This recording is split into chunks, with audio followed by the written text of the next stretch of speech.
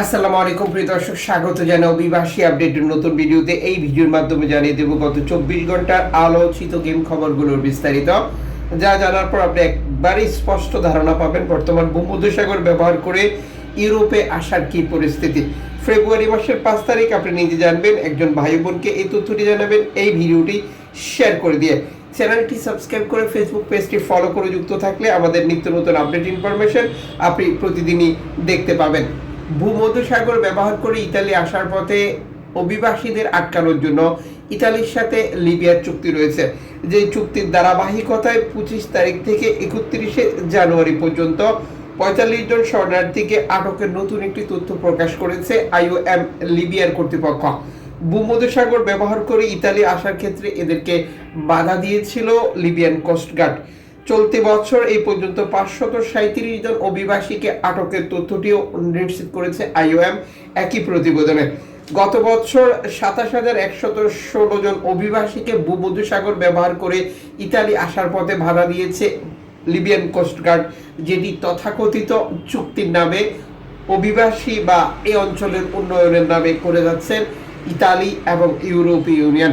যেমন সেই ধারাবাহিকতায় 10টি আরও নতুন জাহাজ হস্তান্তর করা হয়েছে লিবিয়ান কোস্টগার্ডদের কাছে, যাতে করে চলতি বছরে এটি আরও বৃদ্ধি করতে পারে তারা এবং অভিবাসী আসার ক্ষেত্রে বাধা দিতে পারে। এই হচ্ছে বর্তমান তথাকথিত চুক্তির নামে ইতালি এবং লিবিয়ার সর্বশেষ পরিস্থিতির বিস্তারিত। স্পেনের আলমেরিয়াতে নৌকায় আসা অভিবাসী এবং একই সাথে এসেছিল একজন অভিবাসীর মৃতদেহ উদ্ধার করে হস্তান্তর করা হয়েছে ফরেনসিক বিভাগে। তদন্ত অব্যাহত রয়েছে, এই প্রতিবেদনে জাতীয় তা প্রকাশ করেনি। এদিকে এজিয়ান বোর্ড রিপোর্টের এক প্রতিবেদনে তুরস্ক থেকে গ্রিস এবং লিবিয়া থেকে গ্রিসে আসা অভিবাসীদের তথ্য নিশ্চিত করা হয়েছে, যেখানে পৃথক পৃথক 12টি গ্রুপের অবস্থান নিশ্চিত করেছে, যারা মূল ভূখণ্ডে যাওয়ার অপেক্ষায় রয়েছে। অভিবাসীদেরকে উদ্ধার এবং নিরাপদ স্থানে হস্তান্তর করার জন্য এজিয়ান সাগর কর্মরত এনজিও সংস্থাগুলো নীতি নির্ধারকদের দৃষ্টি আকর্ষণ করেছে, যেটি গ্রিস কর্তৃপক্ষের।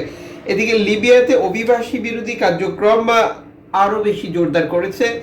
সর্বশেষ একটি প্রতিবেদনে 2000-এরও বেশি অভিবাসীকে তাদের ঘর বাড়ি ব্যবসা প্রতিষ্ঠান থেকে উচ্ছেদ করা হয়েছে, যাদেরকে মূলত তিউনিসিয়ার আদলেই এই অভিযান শুরু করেছে বর্তমান লিবিয়ার নীতি নির্ধারকরা।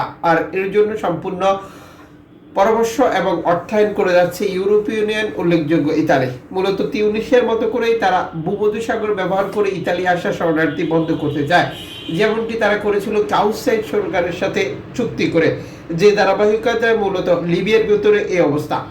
আমাদের প্রত্যেকটা বাংলাদেশি ভাই বোনকে লিবিয়া অবস্থানরত মাফিয়া, দালাল এবং বাকি লোকজনের সাথে কথা বলা, আচরণের ব্যাপারে আরো সতর্ক, আরো সচেতন হতে হবে। 2026 সালের প্রথম থেকে নৌকাডুবি দুর্ঘটনা লাফিয়ে লাফিয়ে বৃদ্ধি পাচ্ছে। তৎপরতা, উদ্ধার, সহযোগিতার বিষয়ে স্বচ্ছ ধারণার জন্য